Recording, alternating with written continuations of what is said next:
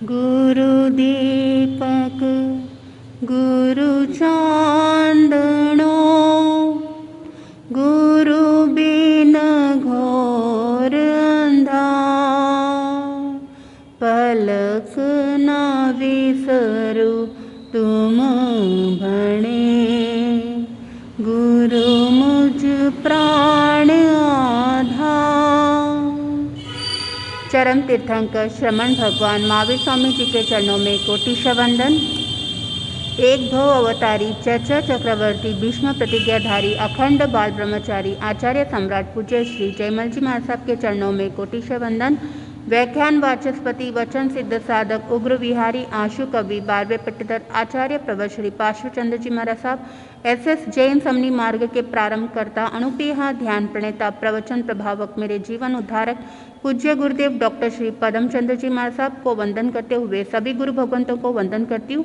शमनी जी को विधिक वंदना। गुरुदेश की आज्ञा से आत्मबंधु प्रसंग चल रहा है केशी श्रमण जो पार्श्वनाथ भगवान के शिष्य और गौतम गंधर्व भगवान महावीर स्वामी के शिष्य।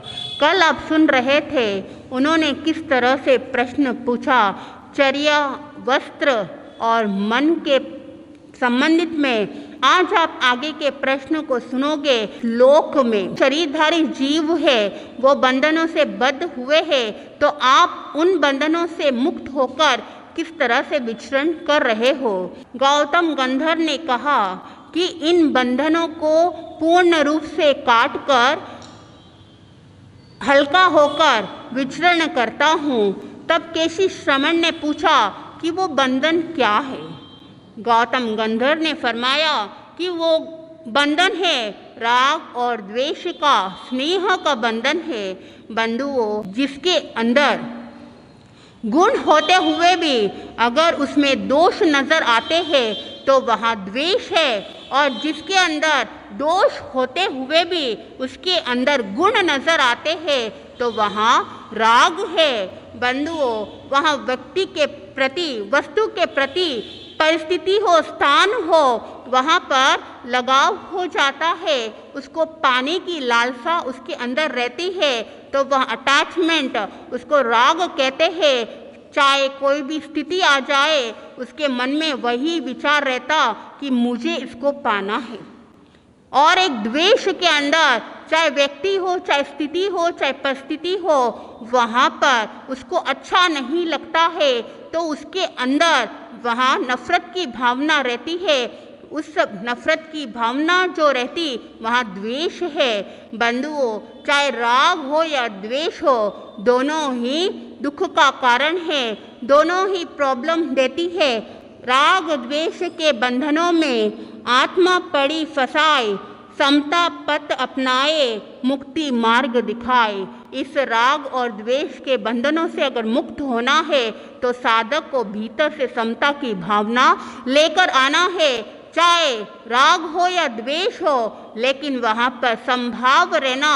गौतम गंधर्व ने केशी श्रमण को कहा कि मैंने वो बंधनों से मुक्त हो चुका हूँ, इसलिए मैं आराम से विचरण करता हूँ।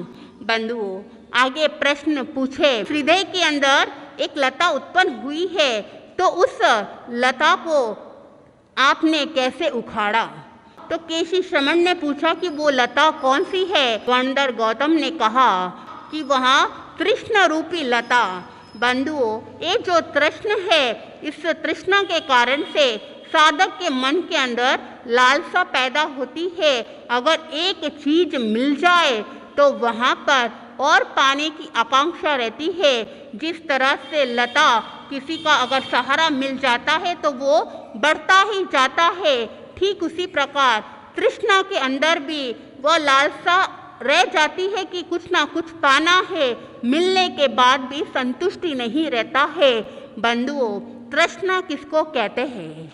जो इच्छा है, जो आकांक्षा है, वह तृष्णा है। जिस तरह से प्यासे व्यक्ति को जल मिलने के बाद भी वह संतुष्ट नहीं रहता है, उसकी प्यास नहीं बुझती है, ठीक इसी प्रकार जो तृष्णा व्यक्ति है उसको चाहे कितना भी मिल जाए फिर भी वो संतुष्ट नहीं रहता है। जिस तरह से रेगिस्तान के अंदर व्यक्ति प्यास से गला सूख रहा है और उसको पानी पीने की इच्छा है, उसने उस रेगिस्तान के अंदर देखा कि दूर से कुछ चीज चमक रही है, उसको लगा कि पानी है और उस पानी को प्राप्त करने के लिए, उस पानी को पीने के लिए, अपनी प्यास को बुझाने के लिए उस रेगिस्तान में दौड़ता है।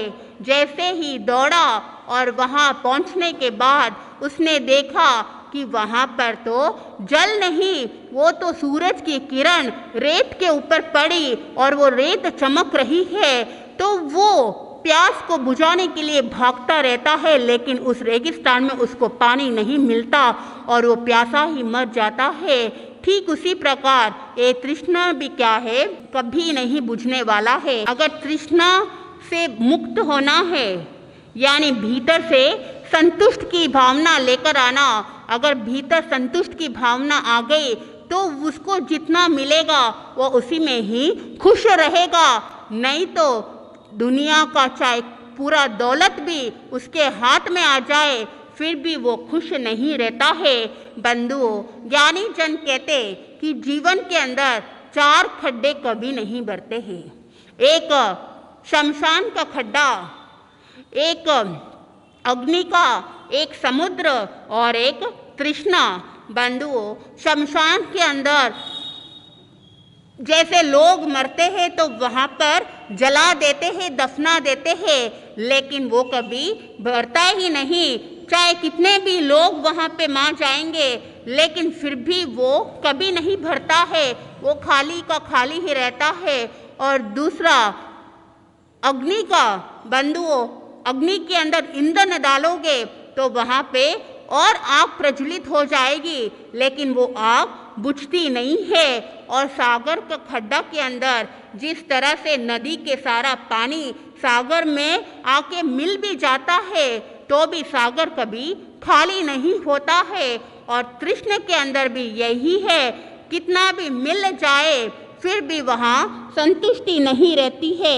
इसलिए ज्ञानी जन ने कहा कि अपनी वस्तुओं को प्राप्त करने के लिए वो जो तृष्णा व्यक्ति है, चाहे दुनिया के कितने भी पाप कर लेगा, हिंसा कर लेगा, लेकिन वो उसको पाप भी नहीं मानेगा, क्योंकि मन के अंदर वो तमन्ना कि पाना है, उसको प्राप्त करना है। चाहे वो नैतिकता में भी चला जाएगा, मन में यही विचार रहता कि मुझे हासिल करना है। इसलिए ज्ञानी जन ने कहा कि जो 2 रोग है, एक है बीमारी का रोग और दूसरा कर्म रूपी रोग। बंधुओं, जब साधक बीमार हो जाता है तो वहाँ एक भव खराब हो सकता है, और अगर कर्म रूपी रोग, जो तृष्णा रूपी रोग है, वो अगर मिटता नहीं तो वो कितने ही भवों को नुकसान कर देता है।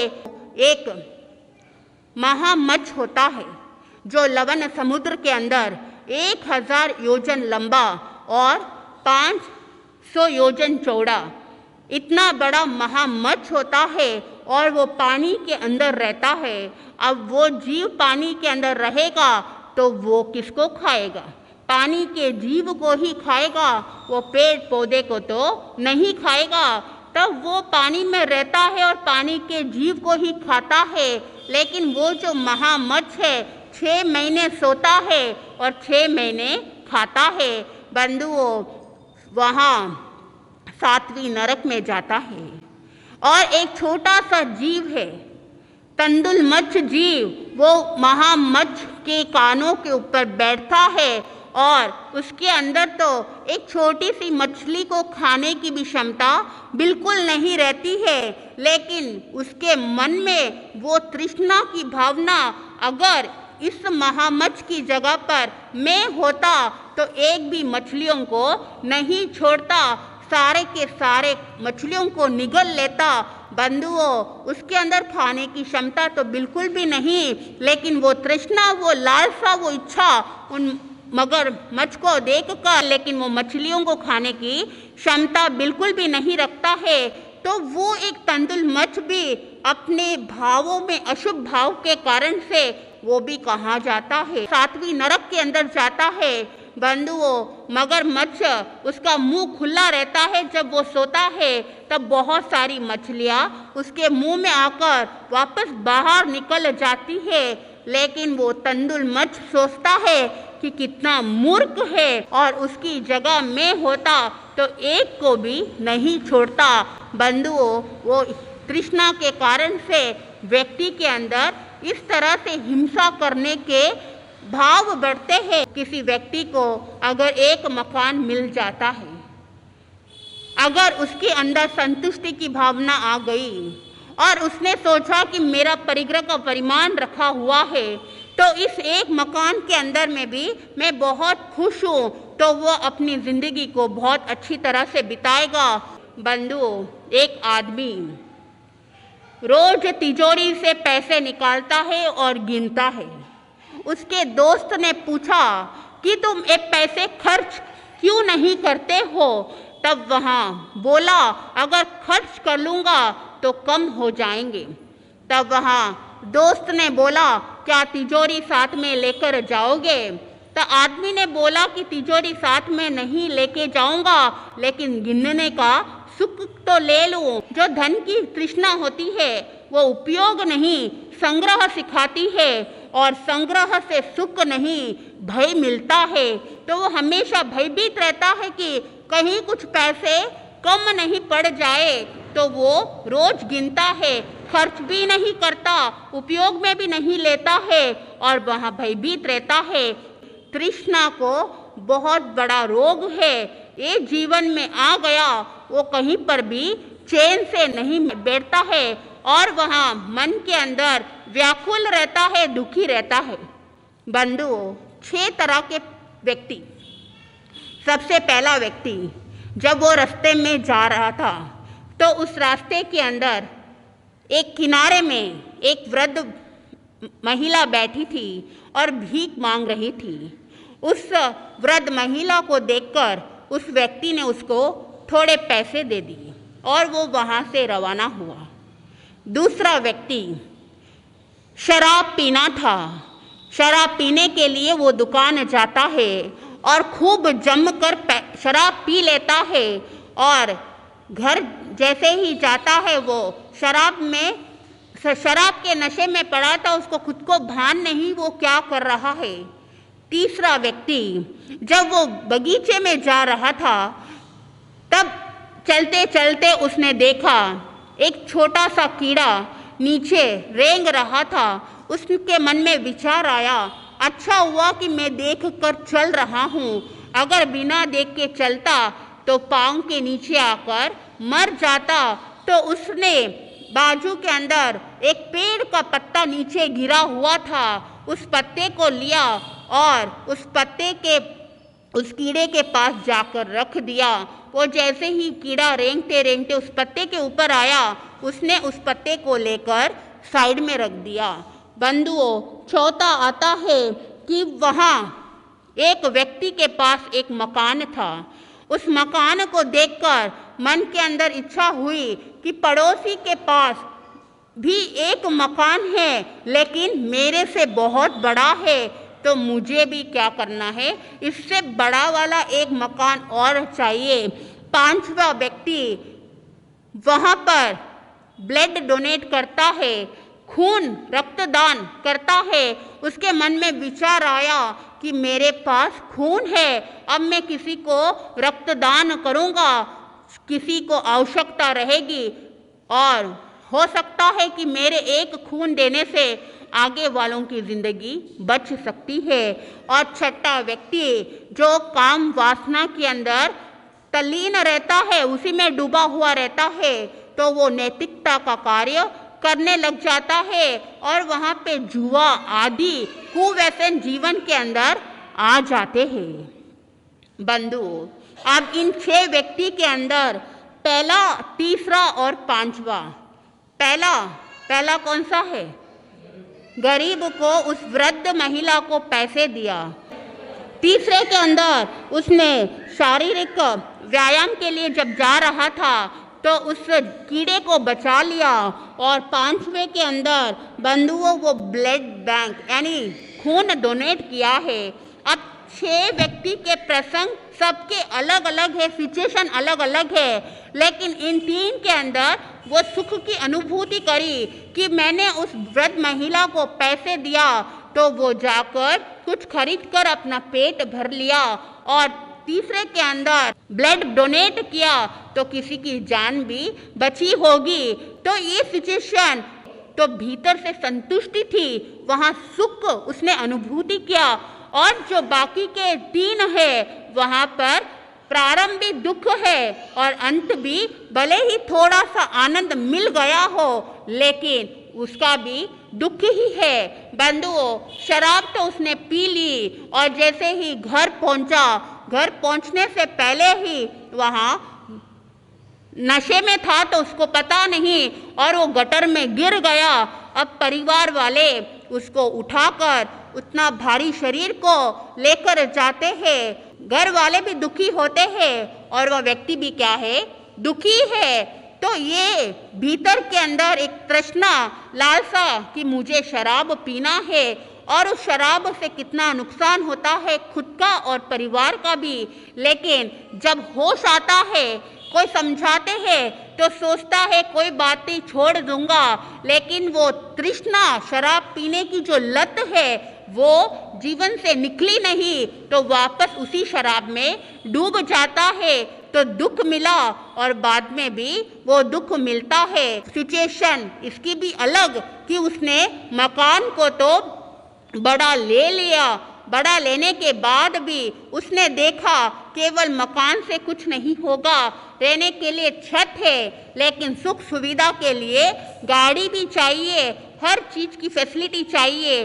तो वो प्रारंभ में भी दुख कि वो दूसरों को देखकर इच्छाओं को बढ़ा देता है, क्योंकि वहाँ पर लिमिटेशन नहीं, कोई बात नहीं, चाहे दुनिया में कोई भी कितना भी सुखी हो लेकिन मेरे पास जितना है मैं उसमें ही तृप्त हूँ, ऐसी भावना अगर आ जाती है तो तृष्णा का बढ़ावा नहीं मिलता है। और एक व्यक्ति जो काम वासना में रत है वो भी दुखी है, क्योंकि वो उसी में सुख मानता है लेकिन उसमें सुख नहीं मिलता है, तो वो पहले भी दुखी होता है और बाद में भी दुखी होता है।